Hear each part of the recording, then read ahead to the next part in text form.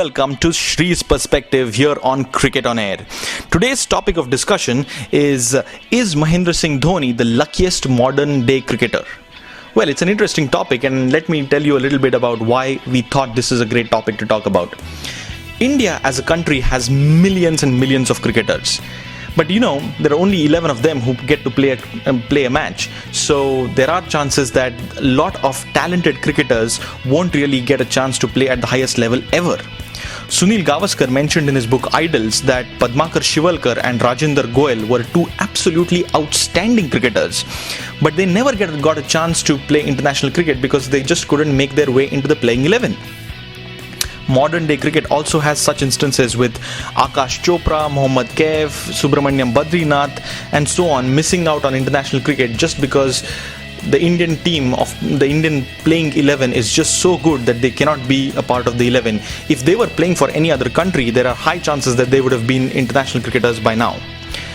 But Mahendra Singh Dhoni has somehow never had to face this kind of bad luck. In fact, if you go back in history, one has to say that luck played an absolutely unbelievable part in his earlier career. Let's go back in time to the year 2001.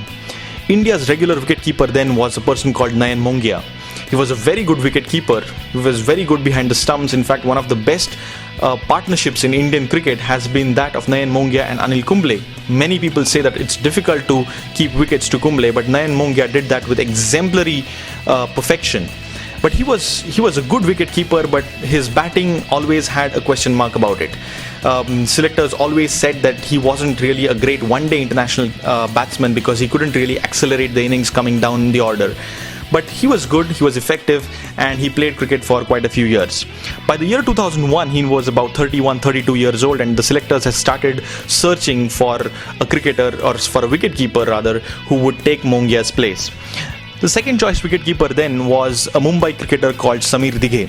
Samir Dighe was a good batsman, definitely someone who could force the pace, hit the ball hard and score quick runs. He was reasonably good behind the wickets as well. But he also was about 32 years old, similar to Mongia. So he really wasn't the best option, or a long-term option rather. All this while, Dhoni was about 20 years old. He hadn't made it big in Indian cricket, or he was nowhere close to making it big in Indian cricket there at that point in time. So when Nayan Mongia was asked to go out, Samir Dighe took his place for a few years. Samir Dighe took his place for a few series. After that, the selectors opted to go for a 20-year-old Ajay Ratra. And mind you, Ajay Ratra made his mark as well. He was good behind the stumps, and he also scored 100 against the West Indies. So surely he was the way to go ahead. But as luck would have it, in a series in England, Ajay Ratra injured himself and was not going to be able to keep wickets. India's second choice wicketkeeper on that series was a 16-17-year-old Parthiv Patel. Now, Parthiv Patel was a unique case also. Well, he was 17 years old, but he looked like he was 14. Everyone said that. He got a chance to make his debut in England. He impressed everyone with his wicket-keeping. He wasn't too bad with the bat either. In fact, I remember in one of the innings there, he scored 19 or 20 not out and saved a test match for India. So surely he was one of the best prospects that India was really looking forward to. But on his next tour of New Zealand, he had an absolutely horrible time.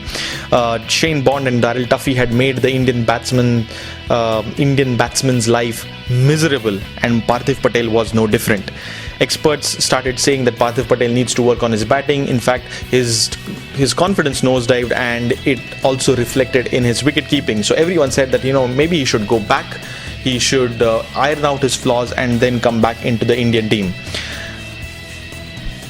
So out went Parthiv Patel, and now the wicketkeeper's hat was tossed to a wicketkeeper from Bengal called Deep Dasgupta. He too made an early impression. In a test match against England, Deep Dasgupta opened the innings and scored 100. But that wasn't going to last too long either. His basic wicket-keeping skills were always questioned, and within a few matches, Deep Dasgupta was also asked to leave the team. Now it was turn of a person called Dinesh Karthik.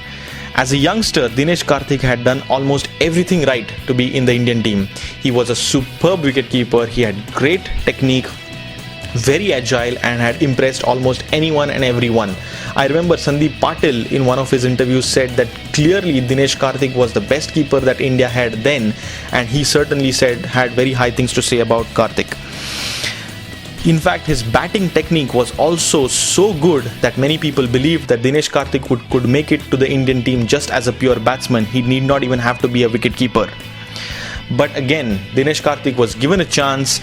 He didn't do well in the first few matches he played, and so he was asked to make way. Now this was... All this while, Mahendra Singh Dhoni was slowly but surely making his mark at whatever level of cricket he was playing.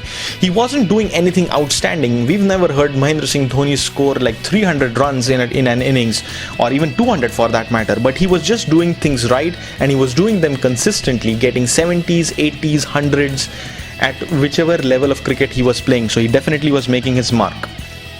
Also, at about this time, Indian team had hatched an interesting plan, and that was of Rahul Dravid keeping wickets in the one-day internationals. The excuse that Sourav Ganguly gave then was that in one-day internationals only 15% of the deliveries actually go back to the wicket-keeper. So there was a point there, and Rahul Dravid did his job of wicket-keeping then very well. But that surely again was not a long-term option. At about this time in 2005, I think, India A tour of Kenya happened. That team had two wicket-keepers. The first choice wicket-keeper was someone called Naman Ojha, and the second choice wicket-keeper was Mahendra Singh Dhoni. Ojha was the first choice wicket-keeper for the first few matches that he played. But he got injured in one of the matches and wasn't going to be able to continue in that series. Dhoni got his chance when Ojha was injured, and boy, didn't he take that opportunity with not two, but I don't know how many hands. He scored back-to-back hundreds and made big news. He was everywhere. It was about how raw power he has, how much milk he drinks, and how it was a fairy tale for a person from Ranchi to make it big into cricket. So he suddenly was in the news everywhere. Luckily for him, just at that point in time, India's next assignment was a series against Bangladesh.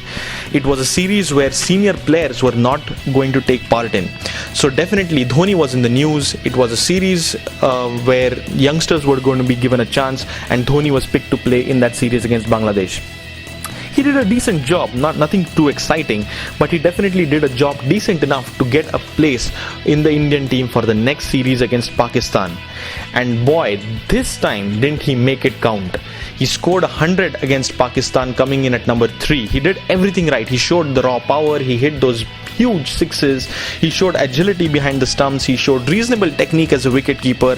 But one thing he did certainly well was to impress the captain and the coach with his work ethic. The rest, as they say, is history. Dhoni made his mark in that series against Pakistan, and from then on he has just cemented his place in the Indian side. He's only gone from strength to strength as a batsman, as a wicket-keeper, and eventually as a captain. He's done everything that a captain could think of. Won the T20 World Cup, won the One-Day International World Cup, and also has taken India to be the number 1 test team in the world. Well, all this could have been very, very different had Sameer Dighe, Ajay Ratra, Parthiv Patel, Deep Dasgupta, Dinesh Karthik and Naman Ojha had not made their way for Dhoni.